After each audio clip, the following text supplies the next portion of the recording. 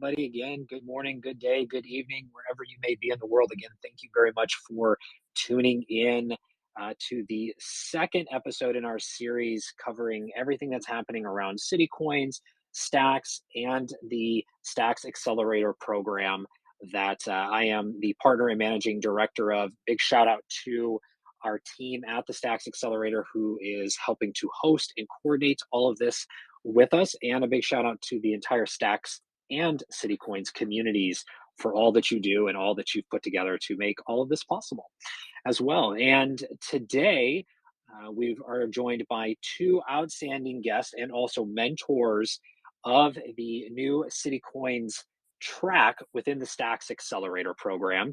And as a reminder, the Stacks Accelerator is not only a 3 months program helping you to build your decentralized application, your project, or your company within the Stacks ecosystem, but also around CityCoins, the CityCoins protocol within the CityCoins that exists, whether that be Miami or the New York coin, as we spoke with Patrick Stanley last week about, or whether it's something still to come around the future of crypto cities. And not only are we accelerating companies, but also investing in those companies as a fund and make 50K investments along with bringing in the foundation to do the Stacks Foundation to do up to 150,000 plus into each of your companies as well. So a little context about the accelerator, but that's not why we're here today. We're here to talk about what's happening again in Web3, CityCoins, and the greater communities as a whole. So hold your questions, write them down, save them for a little bit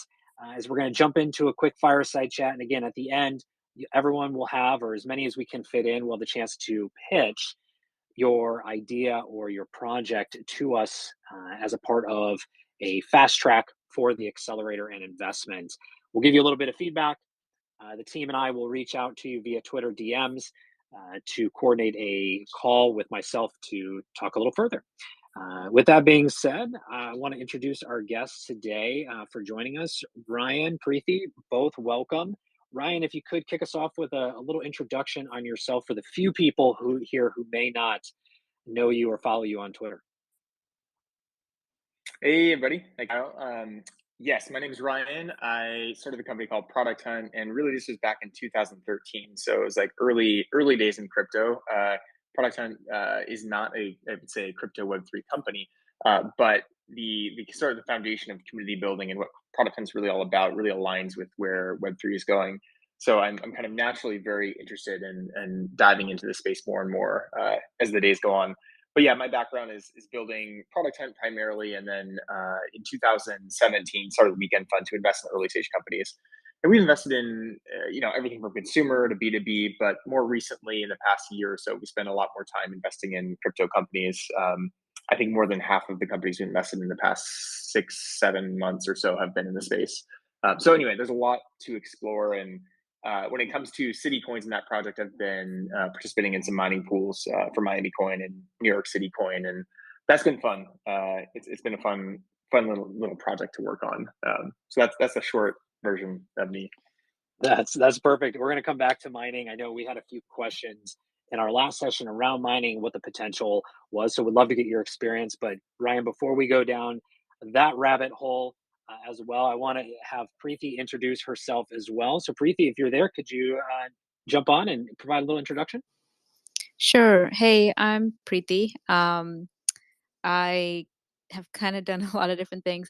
I've been in fintech for basically the past decade. Started my career at Goldman, and then worked at Andreessen, and then I pivoted to become like learning how to code, and then that's when I joined Coinbase as a software engineer. So that was my real first exposure to cryptocurrency and Bitcoin and Ethereum and things like that. And then I left in 2016 to kind of go in deeper into the Ethereum world because it really fascinated me, and the whole idea of smart contracts really intrigued my interest. So I learned how to build smart contracts. Eventually started my own crypto company. That didn't work out. We shut that down 2 years ago, and now currently I run something called DApp Camp, where we teach developers how to become Web3 engineers. So if you're a developer and you want to become a Web3 engineer, definitely consider joining us. But yeah, that's kind of my background. Right on. Preethi, I want to start with you around Web3 and the question for everyone to set the stage. So, dApps are decentralized applications, as we may refer to them just as dApps here going forward. But in terms of the changing of the tides, there's been a lot of discussion of Web 2 moving into Web 3 and how all of the versions of the internet have kind of blended or separated and then come back together in some way. But what's getting you excited about where Web3 is today and where the future of decentralized applications are going as we've now entered this new year of 2022? Yeah, it's been an interesting journey watching Web3 evolve from 2015 all the way to today. I remember when I was at Coinbase, like Ethereum was barely a thing. Bitcoin was the main center of the conversation, and then we saw Ethereum come about, and then the whole ICO boom happen, and all these like crazy ideas get created, and lots of money get raised, and everyone just thought at the end when the hype kind of died down, they all just thought like all of these crazy Web3 ideas were just nonsensical. But the reality is that like the ICO boom was just a little bit early. Like a lot of the ideas that were created back in 2017 were very valid ideas. It was just way too early. Um, so what I'm seeing now, like 5 years later, is that like the timing seems to be a lot more um, right, and a lot more people are starting to understand the value of Web3, the idea of things being power being moved from the center to the edges, users having more control, users having more ownership, users having more stake or skin in the game. All of those ideas are just starting to resonate with people because we've seen tangible examples with like NFTs helping artists and DeFi being like an open, accessible platform for anyone to come and join and use, and then DAOs, allowing anyone in the world to join a community and contribute their voice and skill set to the DAO. So I think like we're like finally at that phase where Web3 feels real. Like before, for the last 5 years, it felt like it was theoretical. And if you talk to people about Web3, they'd almost think like you're crazy. Now people don't think you're as crazy and they actually believe that this is the future. This could be a viable future. Of course, not everyone believes in. There's still a lot of people who are very critical of it, and which is totally fine. But it's definitely an exciting time because what I'm seeing as I'm building Dap Camp is that a lot of Web2 engineers are very curious. A lot more engineers are curious compared to 2 or 3 years ago. And they want to learn, they want to like figure this whole Web3 thing out and see if they can come and transition their career into Web3. And to me, that's exciting because that's one of the reasons I started Dap Camp. It's what I started to realize is like we don't have enough builders. Like we just like building a decentralized internet is a giant task, and we in order to do that successfully, like we still have so many parts of the stack that haven't been touched or built. And we just need a lot more builders and engineers to come into the space and tackle these problems. So it's exciting for me to see how many Web2 engineers are starting to like really be interested in coming into Web3. And it seems to be happening in waves right now, especially in the transition of the year. I mean, we've seen a number of individuals and large groups of talent come over from that traditional set of industries and also Web 2, as you mentioned, into Web 3, right? From the curiosity standpoint, if anything, just to learn more, just to see what it's all about, and try out something new. And Preethi, as you call out developers and the need for more engineers, I'm curious, um, in building Dap Camp and your experience with building decentralized applications, where are you seeing engineers kind of struggle the most when building out an application, or maybe where they should be focusing more on in building these next types of applications? Where are they struggling? That's a good question. I think, I mean, a very common struggle in the early days is figuring out what actually needs a blockchain and what doesn't. Of course, you can theoretically do every idea on the blockchain, but really having the insight and the foresight to figure out, like, does this actually need a blockchain? Like, what are you truly getting from putting this on the blockchain? So that's something that we definitely help students think about, and that's not technical. That's not a technical obstacle necessarily, as much as it's like conceptual and more on the product side. And then from a technical side, I mean, like, so we currently only teach Ethereum development. We haven't begun to teach other blockchains, but from a technical standpoint, I would say like the Ethereum tooling chain has gotten a lot better, but there's still a lot of room for improvement. And so people transitioning from Web 2 to Web 3 have to learn a completely new stack. They have to let go of the idea that there's centralized servers that they can offload logic to. All you have is basically a client and then a blockchain.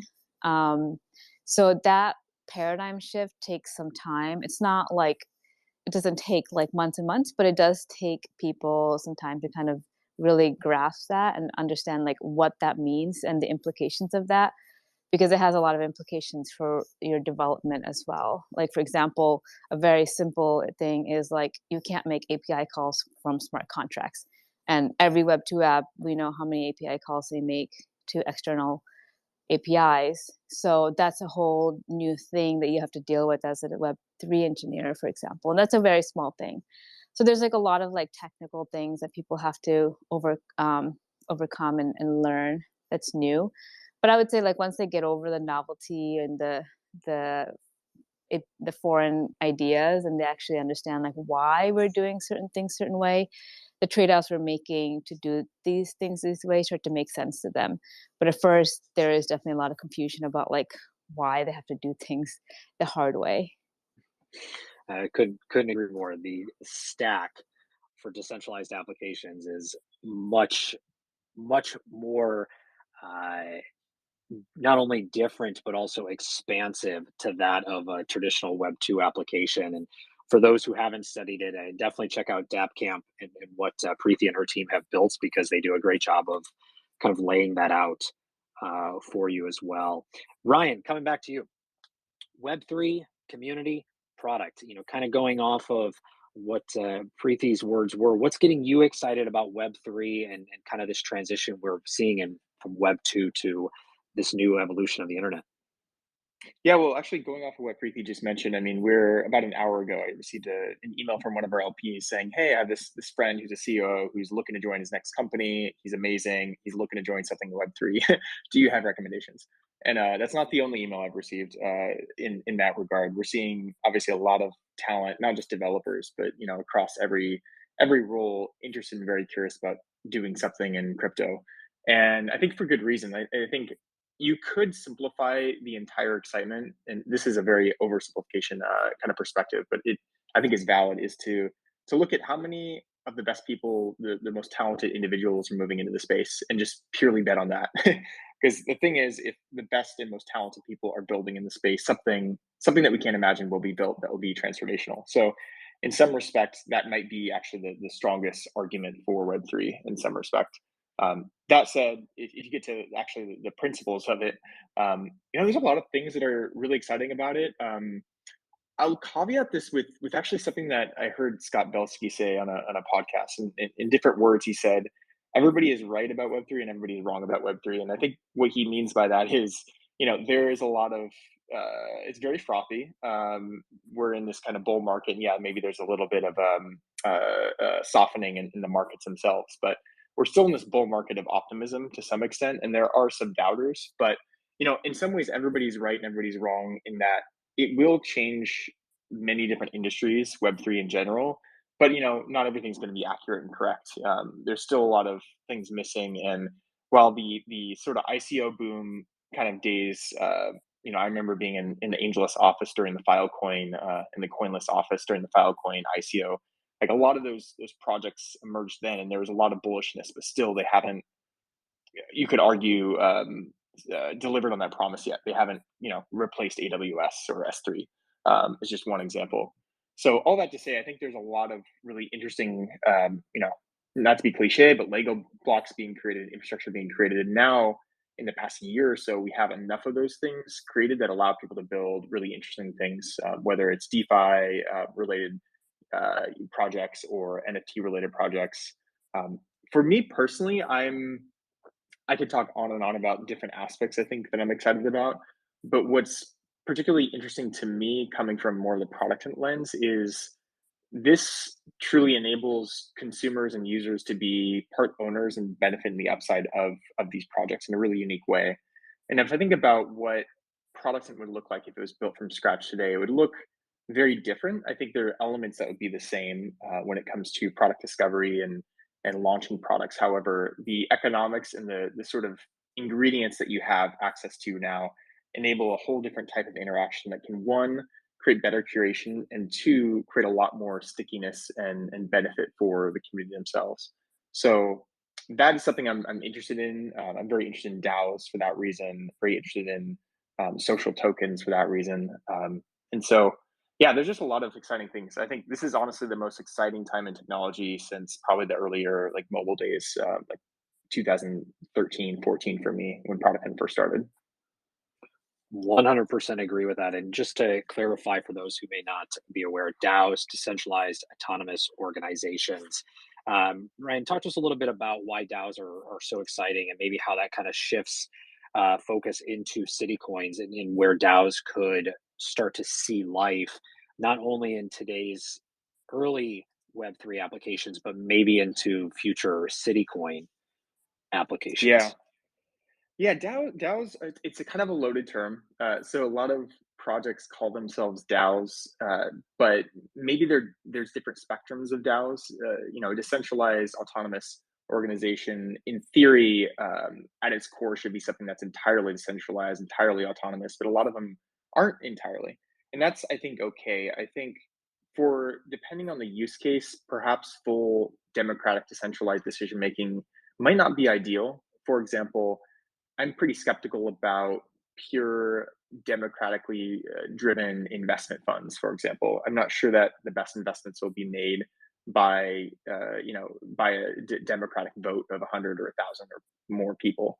Um, but all that to say, it's a new way of structuring decision making and rewarding people and really tapping into the power of the crowd and community to get things done. And so there's many different DAOs, from investment DAOs to more like social DAOs or community DAOs, like an FWB, for example. Um, and within that, there's a lot of different types of DAOs. In the investment side, like Flamingo DAO is purely investing in NFTs is one example, and I think that's even more interesting than a DAO maybe investing in traditional startups to me personally. So when it comes to DAOs and how these things kind of enable new ways of organization decision making, I think a lot of it is kind of TPD, to be honest, in terms of what is the right model, what is the right governance structure, um, how do you avoid the freeloader kind of challenge, how do you avoid, or rather, how do you incentivize people to actually contribute? Because what happens a lot of times is a majority of the value sometimes accrues to the early backers or investors or token holders, and very little is actually given to the people who are contributing and moving the project forward, which is, I think, a problem with some of these DAOs. Um, but yeah, there's a lot to explore, and I'm very open minded. I think the thing that we can bet on is like humans have sort of these innate needs that won't change. This is why I'm so fascinated by like human psychology, and some of those things are a sense of belonging, status, financial mobility. Like all those things are sort of paramount to like us as humans, and DAOs touch on all of that in many different ways. Thank you, Ryan. Preethi, anything to add around DAOs and how you've seen those today and how they may evolve and, again, their roles in future crypto cities as we're talking about city coins and the city coins protocol. And just before you answer that real quick, I see a lot of questions incoming. So all of those, just as a reminder, we're going to have questions at the end along with a fast pitch session. So you'll all be able to, as many as we can get to ask those questions, but write them down, save them. We'll come right back to them. Preethi, back to you. Yeah. I mean, I definitely agree with everything that Ryan said. The other thing I would say is like just realize that the current version of DAOs is like V 0.01, if that. Like, they're very much in their infancy, and I, you know, I think a lot of them were also very experimental, and so I would go into DAOs with the mindset of like, okay, I'm just gonna try to figure out, like, learn and figure out what this is, rather than like create like a hardcore like judgment around like this works or just doesn't work. Because basically, like, we're trying to like create an equivalent of an LLC with DAOs, and that doesn't happen in a year. It takes like a decade or longer for us to really figure out like the right incentives. So what we need now is like City DAOs is like a great example of a massive experiment. Um, and like hopefully obviously the experiment works, but I would say like it is an experiment. We've never done that before. We don't know what the outcome will be. So we definitely need a lot more of that. People going out and experimenting with applying a DAO, the DAO concept to different things, different types of organizations, different types of communities, and things like that. And we're definitely starting to see that. And like to Ryan's point, like he said that he doesn't believe that like an investment fund could be based off of democratic um, consensus or voting, which is true. But I think like there might be like I've seen DAOs that are not necessarily like completely open to the public and everyone can join. There's like Seed Club, for example, which is kind of a lot more exclusive than inclusive. So we are also starting to see DAOs that are like on the spectrum of inclusive versus exclusive. Um, and yeah, like it's super interesting just to watch different people have their own ideas of what a DAO could be and could be used for, and then apply it. So for me, like what I do is mostly just like observe and kind of try to form my own opinions around DAOs.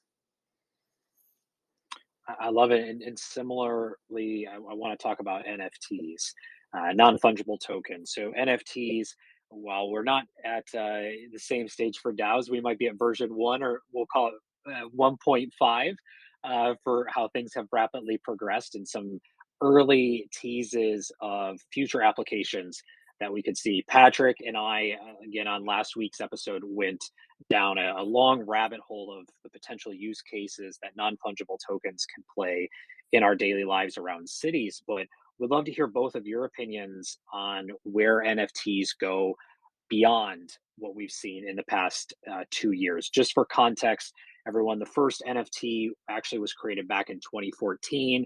We saw a little bit of activity in 15, a lot more in 2017 with CryptoKitties. Come full circle here. In the past 2 years, we've seen a lot of activity around non-fungible tokens. And most recently, we've started to see openness around membership, around authentication, around identity, and much more. But Preethi, coming back to you first, would love to hear your thoughts on how NFTs evolve from this version 1, 1.5 that we've seen, and how those may play a role into identity or authentication, or future city applications as well. Yeah, the identity piece is super interesting. Using NFTs for identity and authentication, um, mostly because the current identity on the web just really sucks. Like the number of fake Instagram accounts I have of me that look exactly like me is just insane, and I can't stop it even if I get verified. Like there's just so many issues with the current way we do identity on the web. Um, and I am hopeful that NFTs could potentially solve some of that. But I haven't really seen much experimentation here. I mean, correct me if I'm wrong. Like I haven't seen that. Like what I've seen with NFTs today is, artists uploading their art and then getting paid for it, and royalties and music and things like that. But I think NFTs can be applied to pretty much, you know, anything that could be potentially any digital thing that you could turn in that could be potentially owned is an NFT. So I would say we've covered 1% of the ground so far, and there's so many things on the internet that could become ownable in the future. And I would say I'm not probably the best person to predict like what that will look like, but I know that it's going to be big. Yeah, like it's tough. Like NFTs are just like, it's one of those things where, um, it's not concrete. It's somewhat like, just it's subjective. It's very subjective. Like the value of them are subjective, and so really it just comes down to it. It just comes to like what humans value and what they find valuable enough to own. But yeah, going back to your identity point, I definitely think that's an interesting use case. I hope more people explore that avenue because I haven't seen much. There you go, everybody who's listening. There's a potential winner idea out there for you all. Ryan, similar question to you. NFTs, and looking ahead of version 1.0, what does the future of non-fungible tokens look like to you, what you're seeing, and then also maybe how those play into, again, cities as well? Yeah, I think I remember when CryptoKitties launched on Product Hunt. I'm buddies with Mac, who's one of the I don't know if he calls himself co-founder or what his title is, but one of the early kind of creators of the project. And it was so weird and fun and playful. And at the time, I didn't really realize or understand what was so interesting about NFTs. And I think many people kind of missed it as well at that time. Fast forward in the past year, we've seen, I forget the numbers, but the dramatic rise of NFT adoption is just like staggering if you look at the charts. And yet it's still early. And I hate to keep saying that, but yes, yet it's still early in terms of like the number of internet users. But I think if you look forward, I'm particularly interested in, well, one thing I'll say, kind of similar to Preethi, I don't know exactly what's going to happen in 2022. I think I'd be maybe too egotistical to say that I do. However, I am interested in a few different spaces within NFTs. One of them is music NFTs, and we're seeing, I think, more momentum in that space with like Sound XYZ. I'm an investor in that company, also Royal, Catalog. There's more companies exploring music, and music in general is just an industry that is ripe with, well, it's full of skeletons. A lot of startups have tried to disrupt and innovate in the music industry, and for many good reasons, they've failed. But this is unlocking a whole new paradigm, and there's so much cultural momentum to support artists in a new way in the music industry. I think the first big wave of like media NFTs has been more on the physical art side. I think the next is maybe in music and sound. Another kind of area that's interesting to me in NFTs is more around the utility kind of piece. And this might look more like add-ons on top of existing NFTs.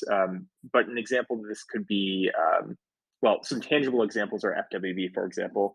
They've thrown a number of parties and you have to have a certain number of FWB tokens. So I guess these aren't NFTs per se, but similar dynamic. You access these events by holding these tokens. There's a number of other companies exploring these sort of like token gated or NFT gated IRL experiences. Spoke with one company who's building infrastructure to allow bars and social clubs to create their NFT gated kind of social club, which I think is really interesting. And maybe like a third category of NFTs I think that is really compelling is, and this feels obvious I think to a lot of people, but it's gaming. And in some ways I think gaming is slow. Gaming is usually one of the first adopters of new technology. And you know, we haven't seen outside of Axie, we haven't seen like a AAA title kind of adopt an NFT kind of play to earn model at scale. But I think we will soon. There's a lot of companies, both direct game companies building towards this future, and also companies like Third Web who are building infrastructure to make play to earn and NFT empowered games more accessible to more people. So there's a lot to explore. I think when we look at CityCoins specifically, there's I don't know how NFTs will play into that exactly because that hasn't been really a focus, I would say, this early on in the project. But there's a lot of interesting use cases that emerge when you think about CityCoins as a concept that's specifically focused on a city. That geographic kind of focus alone lends itself to interesting potential kind of NFT kind of gated experiences potentially, or other types of use cases. But I don't know. I'd love to hear more ideas there because I'm not clever enough, I think, to come up with brilliant ideas in that And area. we're gonna get to some of those ideas here in just a few moments. But I have one or two more questions for each of you before we switch gears. So, Ryan, coming back to the City Coins topic and mining, you said you were participating a little bit in mining of City Coins and had some experience there, and would love to hear your thoughts as to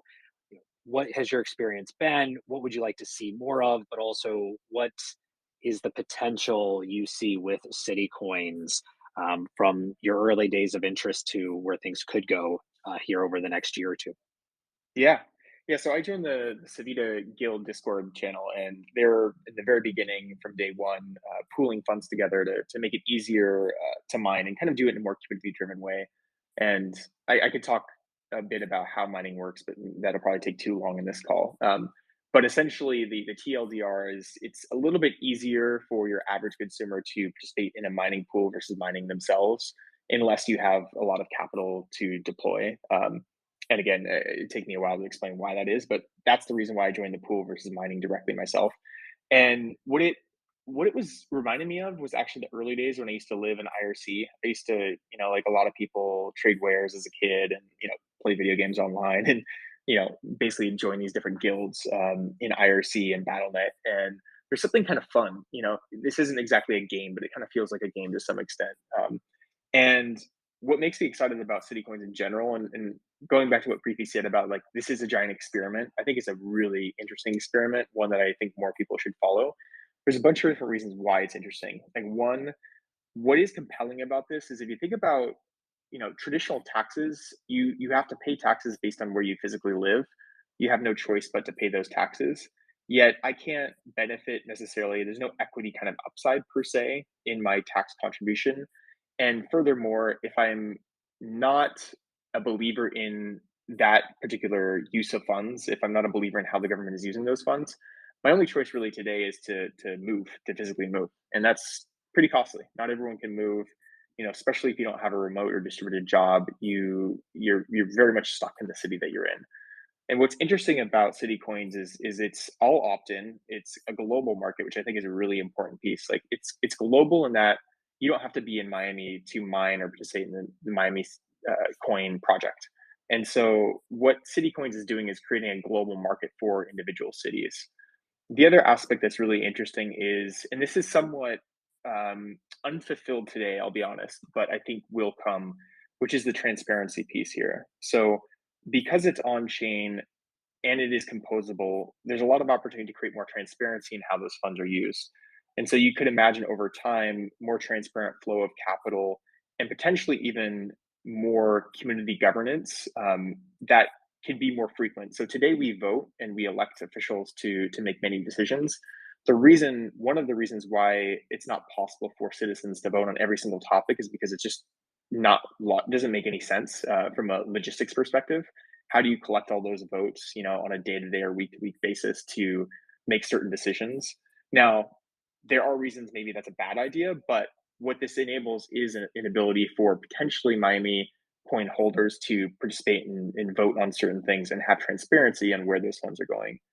And maybe the last thing I'll mention that's really interesting about city coins is I see Patrick's in the audience. I don't know how he would describe this exactly, but I'll use my words. I mean, essentially, the go-to-market strategy for city coins is brilliant. If you were to go to any city, most cities in the world, or in the US at the very least, and say, hey, we have this crypto project and we want to give you money, it would take months and months for them to even like consider it, let alone like approve it. And what's brilliant about city coins is it didn't require the city to buy in. Now they have accepted the bag and they have bought in, specifically Miami and New York, into the project. However, they didn't from day one. And that's, I think, a brilliant go-to-market strategy in that City Coins is able to actually provide value and essentially give free money to the city to the point where, the mayor kind of has to accept it. Like, why would you not grab a bag that's sitting there with free money? So I think that's brilliant. And if Miami and New York and maybe the next city really takes off and there's a lot of adoption beyond what we've already seen, I think we may see a dramatic explosion of other city coins emerge around the world. But yeah, there's a lot of interesting things in this grand big experiment to explore. Agreed, and I see Patrick as well. I'm not going to bring him up because he had plenty of time last week, so I want to make sure you guys get a little bit more time here. But I think he would agree, as I'm seeing the emojis come out left and right from the audience. But Ryan, on that last point, if you had to choose a new city that you would like to see CityCoins be a part of from a community perspective. So, just for the audience, we already have Miami, New York coin or NYC coin has been out, Austin has been teased. But, Ryan, where is an additional city that you would like to see CityCoins come about? There might be like a scientific or mathematical way to like get the right answer to this, but off the top of my head, I think what would be interesting is actually a small city, which is counterintuitive. Historically, in the community, we've talked a lot about the bigger cities and maybe the more crypto forward cities and mayors. But I think it'd be really compelling if we think about this as like purely an experiment. What if this was for a relatively small city where you could essentially double with $10 million, you could, or even less, you could double their operating budget, and raise that amount of money in a month or two, effectively. I think that could be really interesting. And then how that could transform that small city with a relatively small population could be really compelling. And that might also be a good test to explore how city coins could be used to fund the emergence of new cities or new towns or new clubs of sorts. So anyway, that's something that I would love to see more of. I don't know what city that is exactly, but that'd be an interesting thread to pull on. Awesome. And Preethi, coming to you, what's getting you excited about where CityCoins is and going? And then a city that you would like to see CityCoins represented in the next year. Yeah, I mean, I liked Ryan's point on how CityCoins allows people to get exposure to a city, even if they're not in it, but they believe in it. I think that that theme is just generally true in crypto. And I think doing that for cities is really cool and novel. So I'm very, very curious to see how the experiment goes, and with Miami and then New York, I'm definitely watching eagerly. In terms of what city, that's a good question. I don't know if you guys have thought about going outside of the U.S. yet, but I feel like Asia has a lot of up and coming um, tech scenes and tech hubs. So there ought to be some interesting places in Asia generally that could serve as good city coin targets. So I'd be looking there if I was running city coins. All right, this is great. All right, last question. And before I throw this out there to everyone, I see requests coming in. I've got DMs coming in as well. So please write down your questions if you haven't done it so already and get your pitch ready. You'll have 60 seconds to pitch. Preethi, Ryan, and myself will give you a little bit of feedback, and then the team and I will reach out for you to follow up with us afterwards. But we'll take a few questions and a few pitches, and then we'll let everyone go about their day here in just a moment. So we see you requesting. We're not ignoring, but we'll get you there in just a moment. Okay. So, Ryan and Preethi, I want to come back to you on the last question here before we do shout outs and close out for questions and pitches. You both are mentors here at the, CityCoins Accelerator track, a part of the Stacks Accelerator. What what made you want to be a mentor, and how do you see yourselves adding value to a company you may mentor during the program as well? And Ryan, we'll start with you. Preethi, we'll end with you, and then we'll go into questions and pitches. So, Ryan, you're up first. Yeah, to be honest, I don't do a lot of like mentorships or judging or anything like that. And the reason for that is maybe it's partly selfish. I don't know. I have a lot of responsibilities with some others, but I really want to gain something out of it myself. And I think the motivation to participate with City Coins and Stacks in general is really a place to learn for myself. I think we're all learning together very much so. And every other month it feels like there's some sort of new paradigm or technology or company that feels like it's opening our eyes to new possibilities. So that's part of my motivation is just simply to learn. And when it comes to getting involved and helping, I personally have um, my background's in product, so product management, product at Product, and I was effectively head of product for 7 years, and for better or worse. And so a lot of my experiences in the product side, and I love brainstorming with founders around product strategy or even just tactical, very specific things. And then the other area that I like to get involved in is around community building and working with founders and companies around how to build community. And again, I love the brainstorm sessions. I love open-ended, crazy brainstorms with founders, because those are where we can hopefully have our guard down a little bit and talk about some creative, compelling ideas and just have a conversation. So that's kind of where I hang my hat, I guess, from my experience, and I find it fun. Awesome. And Preethi. Personally, I like to mentor people around things like hiring, because I do have a large exposure to devs and I can definitely help there. Um, and product, introducing you to other investors, kind of anything, because I mostly invest like at the angel stage where anything goes type of thing. So I've kind of helped founders with different things as they've built their company, starting from product brainstorms to like, helping them make a decision on a particular hire, helping there with helping them with their pitch deck. All of that is fair game. So I don't say there's any particular one thing. It's just really about what you need at the time. And if I can be helpful, I will try my best, or at least Perfect. point you in the right direction. Perfect. Ryan, real quick, because Preethi mentioned it for her where she invests. Where does Weekend Fund? Where's your core in terms of investment? Early stage, mid stage? What does that typical investment look like? Yeah, we're primarily in the pre-seed seed stage, so early stage. We sometimes do some later stage investments through like an SPV, but yeah, most of our focus is on the earliest of stages. Awesome. Well, Ryan, Preethi, thank you both very much. And we're going to switch now for all your thoughts and insights and comments and being a part of the CityCoins Accelerator track. We're really excited to have you here as a part of the team. And I want to switch gears for a second, give the audience a few minutes to ask some questions, give us some fast pitches. But Preethi, I actually wanted to give a shout out to a mayor who is joining us in the audience somewhere, similar to what you and Ryan mentioned around a small town where a city coin could be useful. So the mayor of Two Harbors, Minnesota, is somewhere in the audience out there. So Mayor Chris, shout out to you and your cities as well. All right, so let's get to questions. First up, I want to bring up, let's see, and I'm going to do my best to read everyone's names with your Twitter handles. So Gabe, I see you requested. Let me bring you up here in just a moment. All right. As Gabe is connecting.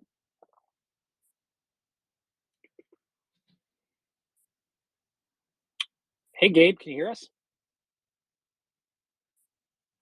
Hello. Hello, can you There hear me? you go. Gabe, you're on the, yeah, we can hear you. You're on the clock. Do you have a question or do you have a pitch for us? I have a question.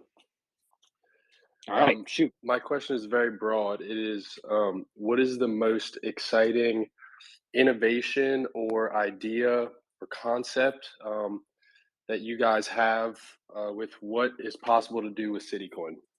That goes to anyone. All right. Well, let's Preethi, we'll start with you and then Ryan. So most exciting innovation or product idea out there you're seeing with CityCoins?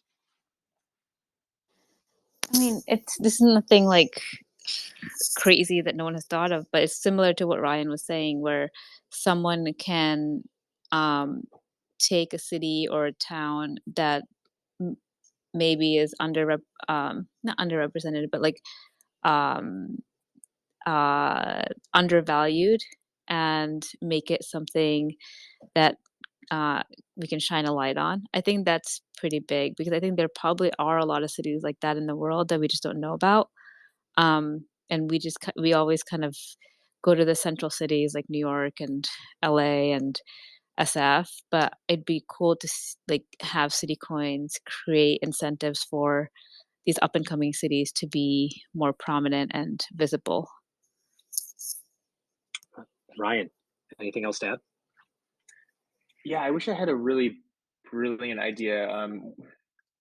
This is where we need some really smart entrepreneurs to come up with some ideas on top of this. I think something that is really compelling though, and this is actually happening, and this is how Miami is going to use the funds, at least what they've announced so far, which is in some ways you could describe it as like a UBI system. So they've announced that the yield that they'll generate, the Bitcoin yield from the stacks that have accumulated into their wallet, will actually be given out to the citizens of Miami for free. And how they do that is TBD. But as I understand it, they might try to focus on registered people that are registered to vote, which makes sense. So you could avoid people double counting, for example, or double collecting.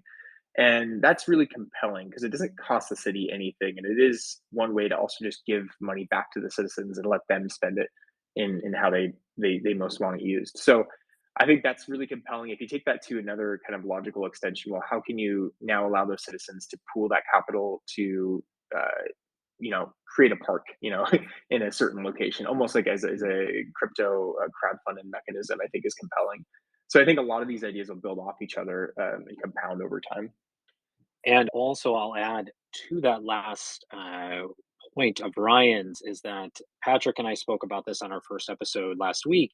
Is that the exciting part about CityCoins, the protocol, and then the coins themselves, is that the technology continues to build on each other, which means all future cities can leverage what the cities prior have already implemented, whether it's within within the infrastructure, within applications, everything continues to stack on top of each other, which is super exciting. And Preethi, as you spoke about with DAppCamp, building decentralized applications can be quite intensive. And with CityCoins, that actually there is a little bit of alleviation of pressure when putting that technology in place, which is super exciting as well. So hopefully that helps everybody out there. I'm going to bring up next up Param and Mr. I believe 805. We're going to come to you next. So Param, as you are connecting.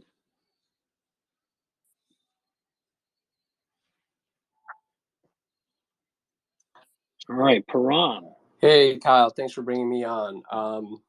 So Ryan and Preethi, this is a idea. So I know that I think that probably the greatest need for CityCoins is education. Education for not only the citizens of the city, but also for the politicians. And so I know that 2/3 of the last 2 years, the two-thirds of the last 2 years of a senator's term is spent fundraising.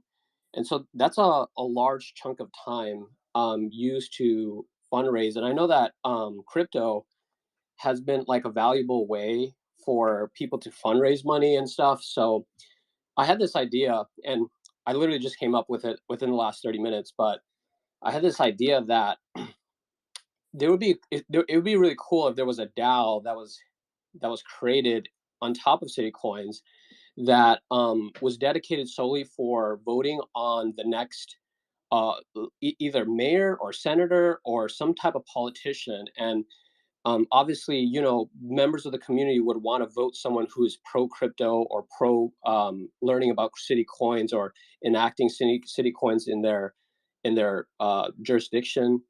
And so, yeah, I mean, just I haven't really wrote it down yet, so I'm just giving you the primitive thought right now, or the initial thoughts I have on this idea. But what do you guys think about that?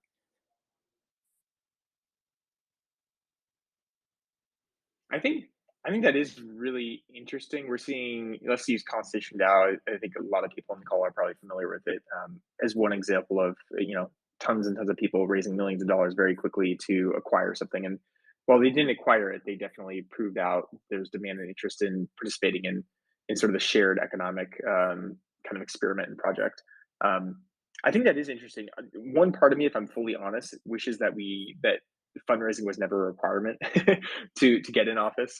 Maybe that's overly optimistic and unrealistic for our lifetime. But in some ways, I wish that wasn't necessary because it's really an ends to it doesn't create actual real value or impact in the world. It just solves a particular party's agenda. So I don't know. My bias is like, how do we actually avoid the fundraising process entirely? And maybe that's outside of CityCoin's domain of innovation. But that's where my mind goes. But I think it's an interesting concept. Preethi, anything to add? No, I think that's pretty much same. All right. 805.btc. Hey, guys. Good to be here. First of all, I'm a big fan of CityCoins, especially because of the giving nature of what basically CityCoins can do for their inner city inner problems, like affordable housing and things like that. My main question to Ryan and Preethi is, who has ultimate control of the city wallet? So, I can take that one on, Ryan or Preeti, unless you guys want to. But that's also a question for the entire CityCoins community, and Patrick's in the audience can add a little bit more color. We covered a lot of this topic in last week's session as well, and part of that wallet. So from the mining, and Ryan, maybe you can touch on this from the mining perspective, but the wallet itself, we got Patrick up here. Hold on, I'm gonna let Patrick, the expert, answer that entire question for you. One second, Patrick. It's a great question, 805. Thank you. 1 second. Yeah. We're just waiting for Patrick to connect. Hey. Patrick, there you Hey, go. how's it going? Yes, so the city wallet is held in a custodied wallet on their behalf, and they can just draw down on it anytime they want. And so there's like a nonprofit that currently sets up those wallets, and it helps effectuate the transfer of funds for the city if they can't hold crypto on the balance sheet. In the future, what it might look like is more like a trust that's set up that's only accessible by the city. But that's how it's set up today, and that's just like one sort of operational element that is required for it to exist. Awesome. Thank you very much, Patrick. Alana, you've patiently been waiting. You should be up on stage now. Hi, thank you. Can you hear me well? Yeah, loud and clear. Great. So I'm Alana, and I'm here to pitch for the Accelerator program.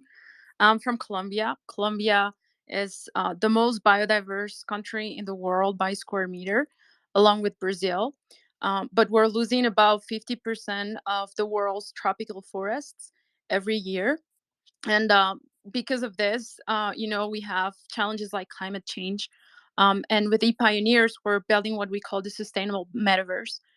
Besides the challenge of climate war and climate change, we have the highest numbers of violence against environmentalists in the country, which makes protecting the environment very dangerous and also very tricky if you want to get into conservation. We are leveraging blockchain to enable people to have access to not just funding different climate portfolios, but doing so, with technology that is more transparent and guarantees carbon credits participation, and also the restoration of our ecosystems. And we think that we can add a lot of value. We pioneer the region's first digital nomads visa with the support of Joel Burke, who helped Estonia launch e-residency. And we are also, rolling out our crypto wallet connected to climate portfolios in partnerships with organizations like the Worldwide Fund and local entities. So we'll love to be part of the program and enable people to mine and have access to carbon back tokens based on the territories they're in or based on countries like Colombia and Brazil that they want to help restore. Awesome. Thank you for your pitch. The team will reach out on that behalf, but to get you some feedback, Preethi or Ryan, any comments or thoughts on Alana's pitch or idea?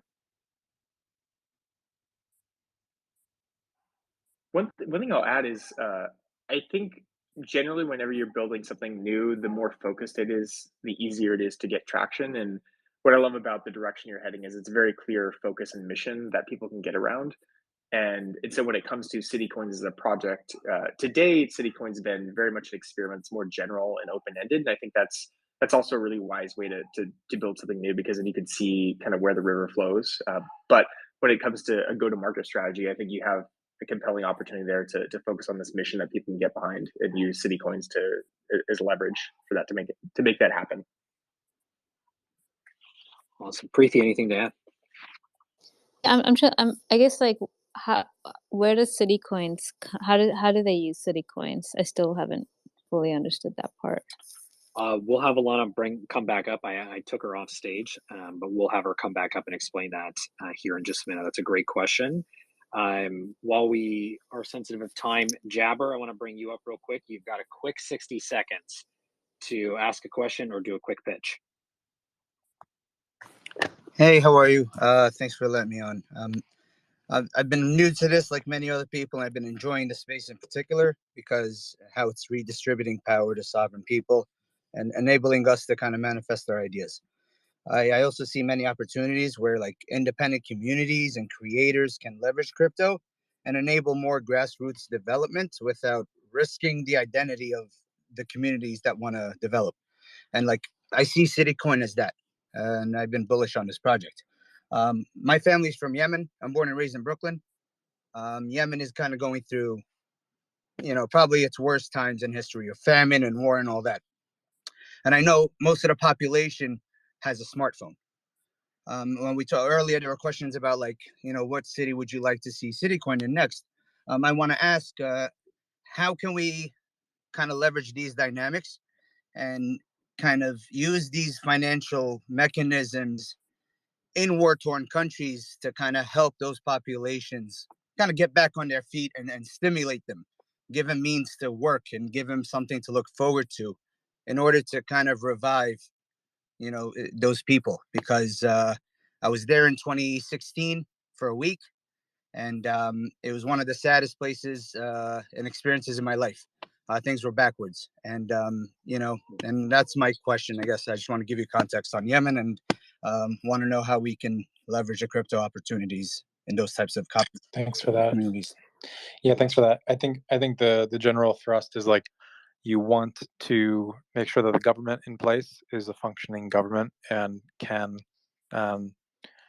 can allocate the capital that they're getting in a way that's like fair and effective. If you don't have a functioning government, which I'm not saying that is the case here, I'm just putting it out generally. It is. If you don't have a functioning government, then you may as well just create a DAO. I hate using the term DAO because it's so overused, but you may want to just create a DAO with its own treasury that is geo-specific. That's kind of hard. I think that is hard, but I think that would be the route to go. I think we have like, can we get in like one? I know we're on time, so maybe we can get like one or two more questions or pitches in. Yeah, I think we can get to one more. Ryan, Preethi, are you guys okay for just a few more minutes? I want to be sensitive of your schedule as well. Okay. Sure. All right. So we've got one more out there. Let's bring up individual real quick. All right. Thank you all very much for joining today. We're excited to keep this going. Mayor, I see you. Mayor Chris, I'm going to bring you up real quick to say hi to everybody. But go ahead, Mayor, real quick. Give a quick shout out, quick pitch, and then we have one last one. Yes. So I am Jalen Nelson. I am not Chris Swanson. Chris Swanson has given me access to his Twitter account, as well as full authority to post whatever I want to. And as someone who supports Stacks and CityCoins, I feel like that could be valuable to the community. So I'm letting you guys know that you could just let me know whatever you want spread by a public servant. I will gladly do that as long as it's not too crazy. You guys mentioned earlier about what a city coin would look like in a small town. I propose that we get one for Two Harbors. And Chris also agreed to essentially go along with whatever proposals I make. So as a community, we could have a testing ground for CityCoins implementation in Two Harbors, Minnesota. So Well I'm done. just here to say that. Trojan horse your way in. Very good. Yeah, very good. I was wondering where Jalen went. So very good job, Mayor Chris / Jalen. Very excited to see that. I'm very happy to have you here. We don't have a heart emoji, but it would be full of it across the board. Thank you very much for all the supports. And I will get one last pitch in here. I believe it's pronounced Capley. Capley? Kapil? Kapil? Thank you, Patrick. Kapil? Maybe? There Thank, you go. Hi, Kyle. Yeah, thank you for letting me speak, and thank you, Preeti. So I'm just here to listen all the things. The question I've had only like I'm from India and I live in Uttar Pradesh. So there are lots of things that we can use city coins accordingly for like in terms of like disaster management things here. So I can explain my viewpoint in disaster management as city coins. So I can write it down, but not explain in the like words and all the things. So I can like bring this on to the chat, or like I can message directly in DM to Kyle or Yeah. Would love to hear. Definitely send me a DM. DMs are open, so would love to hear. The accelerator and I would love to hear more about that and what you're able to put down. So yeah, if you could send that, that would be wonderful, and we would love to learn more. That being said, as we come to close here, everyone, a big thank you for tuning in today. Ryan, Preethi, a big thank you for staying a little extra today, which means it's also selfish time for both of you to give a shout out what you're working on, where everyone can find it, and where can everyone find you. Ryan, I'm going to start with you, and Preethi, I'm going to end with you. So, Ryan, thank you. Where can everyone find you? What should they be aware of you're working on, and the weekend fund, etc.? Yeah, I mean, you can follow me on Twitter. I live on it, for better or worse. And yeah, we're just investing right now in early stage companies, a lot of Web3 companies. And so, I know it's a pretty broad call to action, but if you're building anything really interesting or compelling, I'm just Ryan at weekend.fund if you want to reach out. Perfect. Thank you. Preethi, shout outs. Where can everyone find you? DAP Camp and others. Yeah, I mean, I'm also, you can just DM me on Twitter. And in terms of DAppCamp, like if you're a developer, a Web2 engineer, and you're Web3 curious, then definitely consider joining DAppCamp. We would love to help you as a developer get into Web3. Yeah. Awesome. Thank you both so very much again for taking the extra time today. Also for being mentors in the program, supporting the CityCoins and Stacks community along with the accelerator and all those building. We were very thankful to all of you. Again, thank you very much for joining today. Big shout out to the Stacks Accelerator team, to the CityCoins community, also to the Stacks community, to Trevor.btc. I see you down there. Who is also the managing partner at the Stacks Accelerator. So Trevor, myself, the entire team, our DMs are open. We would love to hear from you, your ideas, your pitches, your questions around the Stacks community, CityCoins as well.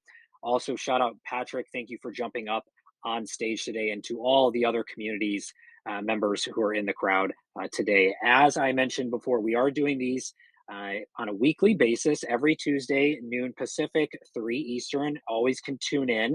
We're going to be interviewing mentors and investors who are a part of the program, who you'll have the chance to meet by being a part of the accelerator, but also have the chance to learn, to grow with, and also potentially receive investment from as they are watching the ecosystem grow and getting their thoughts and insights on how all of this is coming together as well. If you haven't done so already, go to stacks.ac to learn more about the accelerator.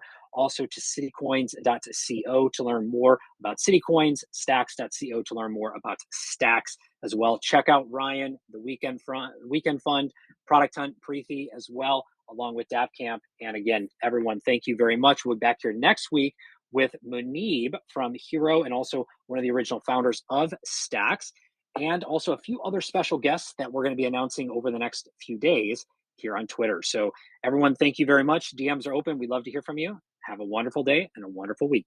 Take care, everybody.